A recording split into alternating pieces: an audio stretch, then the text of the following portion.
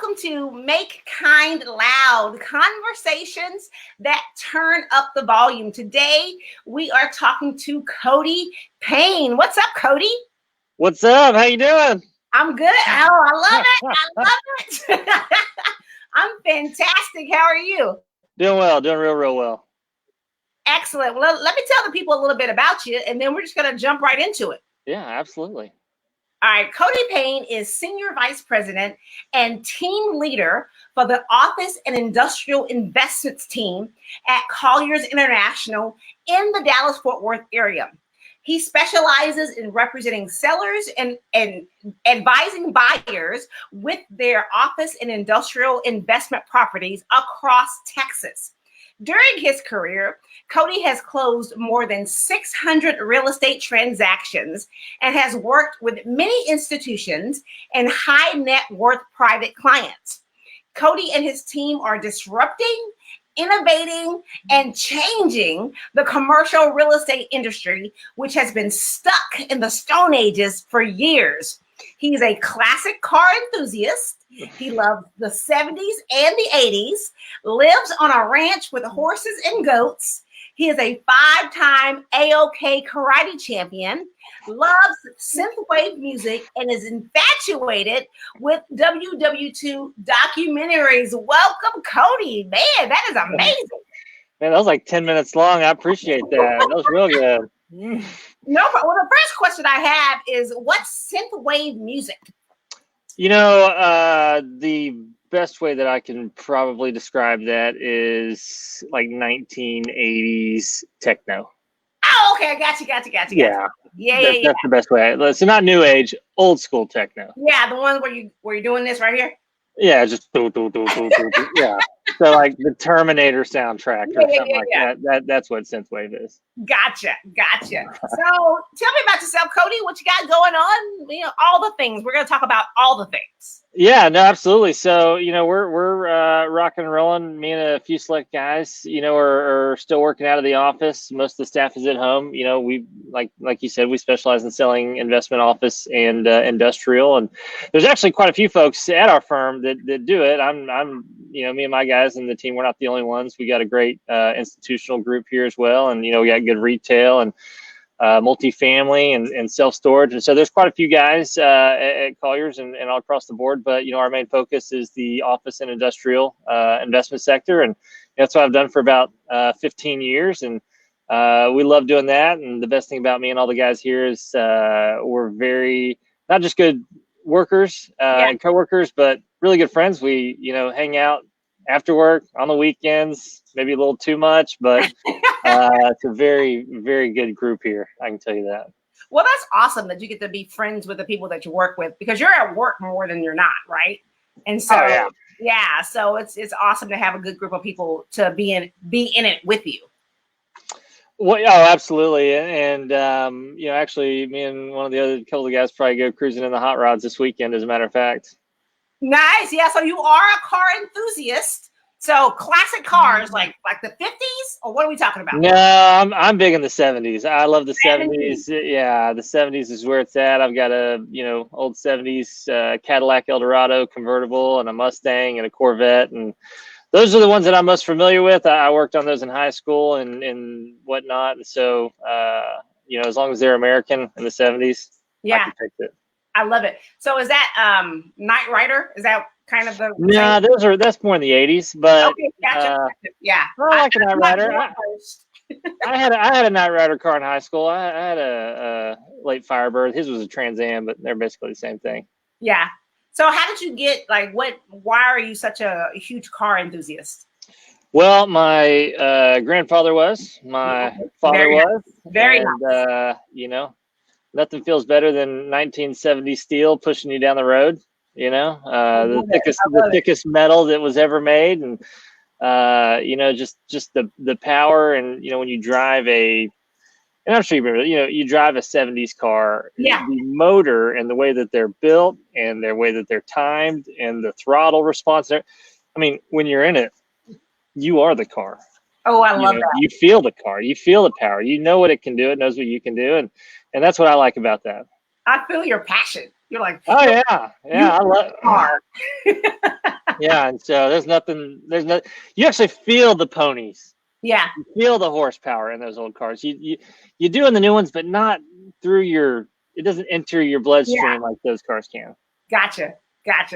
That is awesome. So you've been in business for 15 years. How did you get involved in, like, what made you jump into this? Well, I didn't want to go to college. No. And so, I didn't, and so, but in the commercial real estate industry, many companies won't hire you unless you go to college. So I met a guy that hired me actually right out of high school, at 18, but he said, if you go to night school and get your degree, like, you can work here 8 to 5 and you go do that. So that's what I did. So he worked out a good deal for me. And so I did that. I just, something about, selling a nice tall office building, when I was younger, it just always seemed to be very attractive to me. And, I'm glad I did it. And so I still do it. And it's opened a lot of doors to a lot of different avenues, and introduced me to a lot of unique and interesting people that have helped me out a lot as well. So I'd say probably that's the best thing about all of it is what it's opened me up to. Yeah. So give me, like, what has it opened it up to? We just built a self-storage facility out in Weatherford. Yeah. And so, that's something that I never really thought of doing before in the past. And did a syndication with some folks that, have 100 times more money than I do. But they entrusted me to, kind of run it and operate it. And so, that's awesome. And so, doing things like that and meeting people that consistently, up your level and not staying, in a straight line. And so, that's really what I think it's done the best for me, is it's just helped self-improve. So when I look at myself, 10 years ago, I feel like it's just been levels that I've just increased on daily. And so that's one of the reasons why I wake up so early and stay here so late. Yeah, I love it. And I can feel it. Like, you love what you do. You enjoy it. You love being out there, and it's amazing. Well, it's because I'm shaking the screen. Ah! So you're a 5-time karate champion. Oh my goodness. So are you a black belt? So keep this in mind. I don't need people chasing me around in parking lots now. I haven't competed in like 4 years. So, but still, no challenges will be accepted on my part. I did that. I started that. My father actually got me into karate. I think when I was like 12 or 13, and so I did it for a long time then. And then I took a long break, and then got back in, and got back out, and got back in. And I'm not currently doing it anymore, but I think the last time I competed was in 2016. And and I did go to the 2016 Texas State Championship, and I came in third. And there was a big difference between me and first, I can tell you that, because I fought him and I limped on home. But no, I've done many different types. I've done American karate, Korean Taekwondo, Shadokan. I've done a lot of them, and we actually have another guy here who used to compete in Muay Thai. Yeah. And, that's much more dangerous than what I was doing. But, in my family, my dad, he's done it. My brother did it. My uncle, he's also, he doesn't do it anymore, but, he got a black belt at, I think the first school that I ever went to. But yeah, I've met some cool, unique people in that as well. And, that's something that you don't see the traditional karate schools like you used to. They used to be everywhere and they were always full. And it's something that, I think a lot of these kids nowadays, just some of them just can't, handle the what some of those old school karate guys, dish out and whatnot. But I think it's very good for kids. And my nephew, I put him in it as well. And I think it helped him out a lot. Yeah. Just with growing up and, being a man and understanding that, you're going to take losses in life and they're going to hurt real bad. Yeah, I hear you. So like my only frame of reference is the Karate Kid. I love that movie. Was it like that? Yeah. wax on, wax off. No. Oh yeah, no. But there's a lot of cool stuff out there, and it's expanded so much, into other avenues. Like people are doing all this MMA stuff now and whatnot. And I know that's intense, man. yeah, I ran across one at a karate school that I was at, I don't know, 4.5 years ago or so, and yeah, it was very much different. So you talk a lot about family ties. So you car enthusiast, got that from your grandfather, your father, karate, your uncle, your brother, all of that. So tell me about your family. Like, what does your family mean to you? Everything in the world.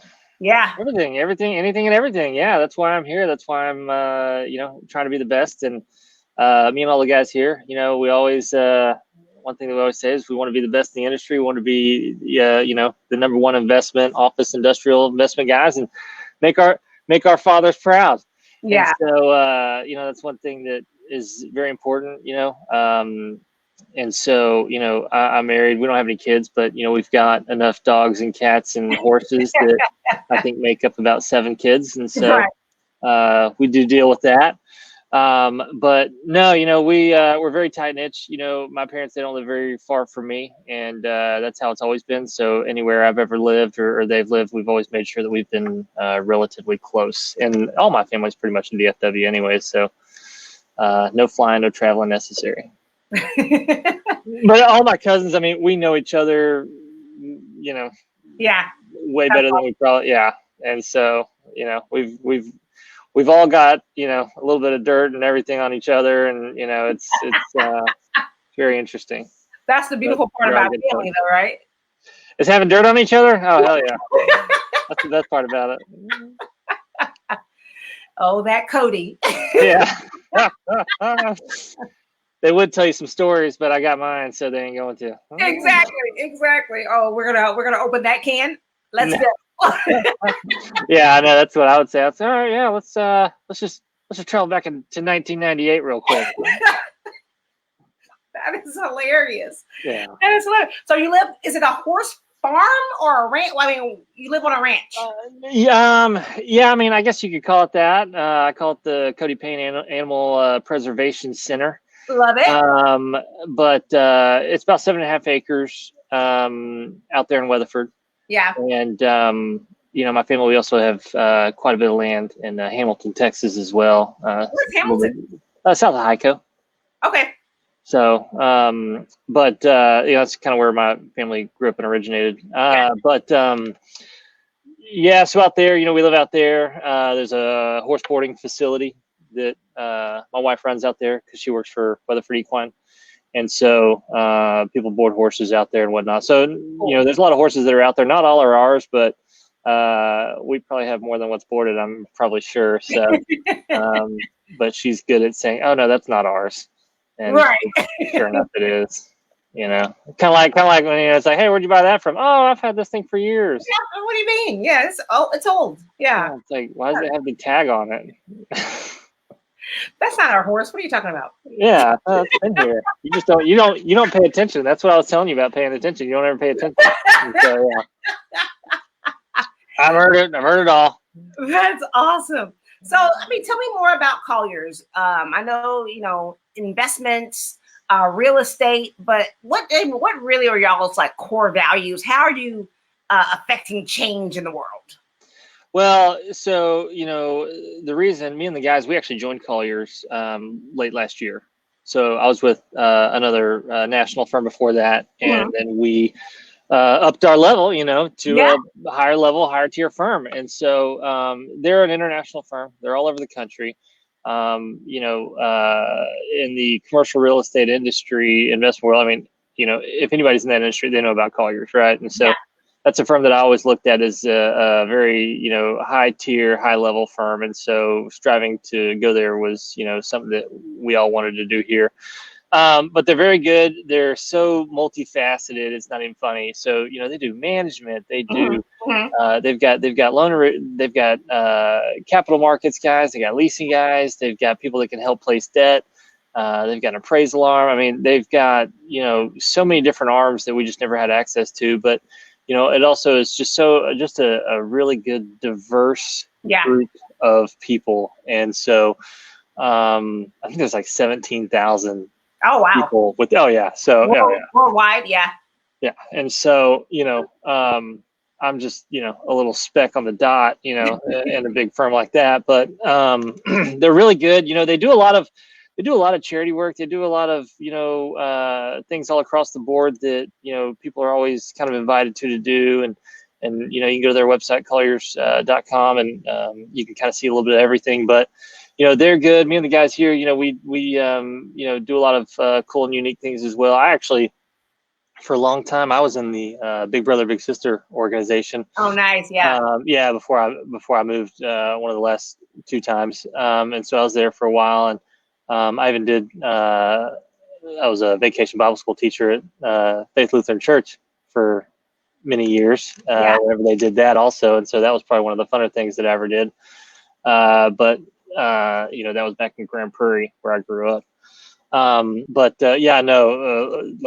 the most solid group of individuals at Colliers ever. I mean, no shark style people, that just have it out for themselves. I mean, a lot of them are very selfless people and always willing to lend a hand. And so it was actually kind of funny when we came over. Our previous firm was just all sharks, trying to take your business. And, right. And then we come over here and people are so helpful. We're like, hey, what's your end game here? Right. Because I'm not trusting what you're saying. Right. What are you doing? You're being way too nice to me, and I want to know what your plan is. And so, it's just like, no, we just no plan. Yeah. And so we had a little bit of guard dropping. Yeah. That continuously do, but yeah, no, it's good. But I mean, look, in the investment world, especially in the commercial real estate investment world, I mean, it's loaded with, not very good agents. A lot of people that misrepresent. I mean, people that don't look out for their clients or other people's interests, and it's it can be a very selfish industry, and so it's one thing that I learned early on from my mentor is he always said, don't believe anything anybody says. And so maybe I wouldn't say go that far, but it's very good and very interesting industry, and it's a lot of fun. Yeah, you bring up a good point. So you were like, you were a little jaded when you joined Colliers because of all the sharks that were around you. So how did you lower that wall to help you? Yeah, you just get to know the people a little better. Yeah. That's really all there is to it, and see that and know that they genuinely have your best interest at heart, and want you to do better and want to be part of the team, and they're not interested in trying to take or steal from you, and so but yeah, no, I mean, it wasn't hard. I mean, we're all humans at the end of the day, and you can get a good feeling off of somebody pretty quickly, know. Or at least I can, and so it was just interacting more and more with those folks. But it's also a company culture thing that kind of embraces you when you go into a company. Just like when you walk into like a new business anywhere, and you go right into the front door, you can kind of tell. Yeah, it's that energy. And you can tell. I'll walk into so many businesses and offices, and I'll go out there. I'm like, and those people, you can tell, hey. Their job. Right. Everybody there hates being there. They look at you, or then you'll go to some and it's just like overly friendly, and you're like, man, I don't know what they're pumping in that air conditioner over there, but we need to move over there. And so we need some of that. Yeah. And so and I think people feel that when they come into our place here. All the guys here have really good energy, very open. Maybe a little too open in some cases, but no, I'm kidding. But it's very, very good culture here, and so I think anybody that comes in here always stays longer. Yeah. Than they should, because it's fun to be here, and all the guys are good and they're open and willing and able and ready to rock and roll. But yeah, it's just one of those things where you kind of go there and you feel it. And so when we initially went to Colliers from my last firm, we could kind of feel, hey, this place is it. Smell that? Just smell different. Yeah. smells like, smells like, freedom and fun and a good culture. And so that's why we ended up doing it. I love that. And I love that they have built that because, it takes time to build that type of a culture and to have people come in and be embraced by it and to embrace it. Not only because you have to have the right people on both sides. Oh, yeah. And you can't build it overnight. Right. Because everybody in the firm has to feel it and believe it. And then they're exuding that from themselves. Yeah.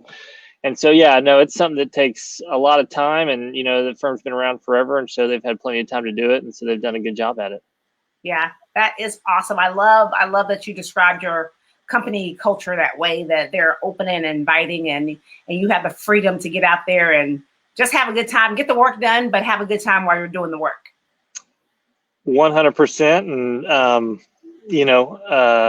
they've done a good job. I know I've got a very open and active personality, and they've done a good job of accepting that or getting used to it. One of the two. Right. I don't know. They're trying to figure it out, I'm sure, but they're good. And all the guys here, I mean, we're all, pretty much the same, very, very outgoing. And so they've done a good job of making us all feel good and feel at home. Yeah. So during the lockdown as well, I mean, because I know you're at work and some of the guys are still at work, but then some of your people are at home though. So how are they handling that? Well, they're good. Yeah, pretty much all the staff I believe is working from home. But they're still working. They're accessible. They're there. Right. We call, they answer, they rock and roll. We can get anybody on the phone at any time pretty much. And vice versa, if they want to get a hold of us, I mean, I'm probably the easiest guy in the world to get a hold of. And so they've done a very good job of helping us with that because, that's one thing that we're having to do with all these owners and investors that we work with is having to adapt a little better. Yeah. And so we've been doing a lot of really cool Zoom, meetings and a lot of online stuff and not meeting folks face to face, because that's one thing that we do a lot of is face to face. Yeah, of course. Meetings. Yeah. And so it's all about the handshake, right? Oh yeah, Yeah. So we've just had to adapt it in that form. But no, I mean it's great, and like I was telling you earlier, I mean now's the best time, for anybody if they're looking to make a name for themselves and get out there more. Now's the best time because of what's going on, and I believe it's a short. The window's closing fast. Yeah. I think they're gonna reopen Texas. And it'll probably be slowly, but I think they're going to because of how important Texas is to the United States. And so, but if someone's looking to get out there and get their name out there, now's the time, unquestionably. To go out there and do it, right? Oh yeah. Because we have, you have time. You have time to do it. Yeah. A month and a half ago, we were all operating and on the move and out and about, and I was in the car 24/7, and now I'm here 24/7. Isn't it amazing how resilient and creative people are? Like you find a way. You figure it out. You find a way. And so, ever since I've been in the industry, I've always been in the car nonstop, right? That's how I've done businesses, in the car, driving, meeting people, keep going, whatever. And now that I can't do that, I found a new way. Yep. I enjoy the car. I enjoy the car more, but because I'm a car man, I like navigating, Yeah. But no, we find a way, and we're finding new ways of finding buyers to buy this stuff, as well as some of the buyer pool dries up in certain areas, and so we're getting creative on our end as well. And just continuously building the investor pool that gets us so much success on a lot of our listings. And so that's one thing that we have done really, really well at, is found new ways to build on those items. I love that. If you could offer one piece of advice to people right now to give them a little hope, what would you say? Stay out of my way. No, that'd be a good one.